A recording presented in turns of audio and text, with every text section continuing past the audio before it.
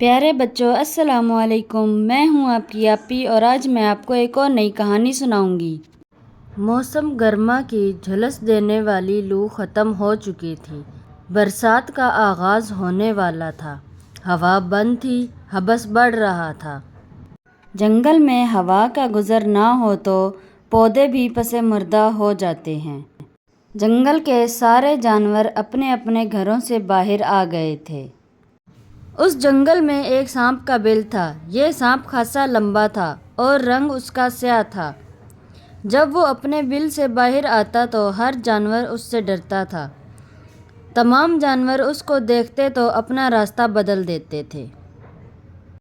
ایک دن کالی گھٹا اٹھی، کالی کالی متوالی سی پھیلی سارے آسمان پر چھا گئی۔ بادل گرجا، بجلی لہرائی اور یکایک موسلادھار بارش ہونے لگی۔ گرمی کا پھنکا ہوا سانپ بل سے باہر نکل آیا اور ٹھنڈی ہوا اور بارش کا لطف اٹھانے لگا، اور دل ہی دل میں کہتا، ہم سانپ نہیں ناگ ہیں، ٹھنڈ میں بھی آگ ہیں۔ کون ہے جو ہمارے سامنے آئے، ہم سے آنکھ ملائے اور ہماری دہشت سے مر جائے۔ سانپ انہی خیالوں میں تھا کہ اسے ایک چڑیا کی آواز آئی، جو پاس کے درخت پر اپنے بچوں کے ساتھ بیٹھی ہوئی تھی۔ اس وقت ناگ کو بہت بھوک لگ رہی تھی۔ ناگ آہستہ آہستہ درخت پر چڑھ گیا اور گھونسلے کے قریب پہنچا تو چڑیا اڑ گئی۔ چڑیا زور زور سے فریاد کرنے لگی، مگر اس ظالم کو رحم نہ آیا۔ گھونسلے میں بیٹھ کر اس غریب کے بچوں کو نگل گیا۔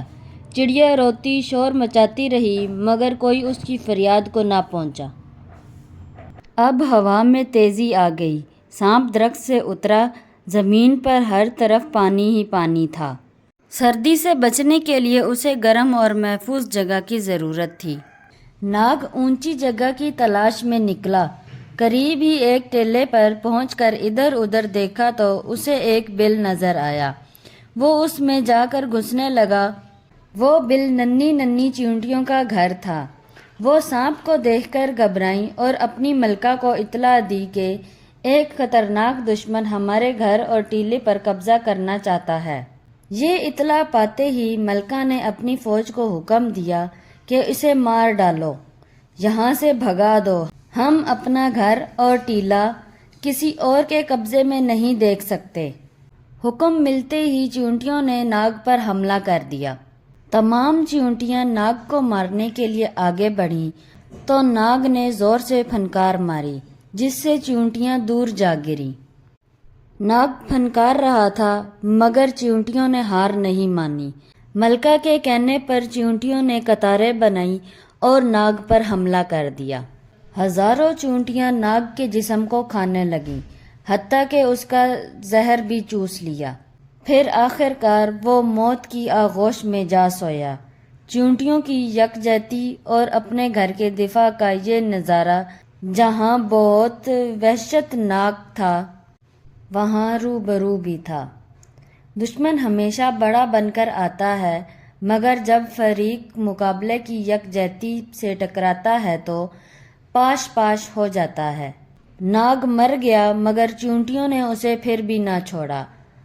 اب وہ اسے اپنے خوراک بنانے کے لیے گھسیٹ کر بل میں لے جانے لگے۔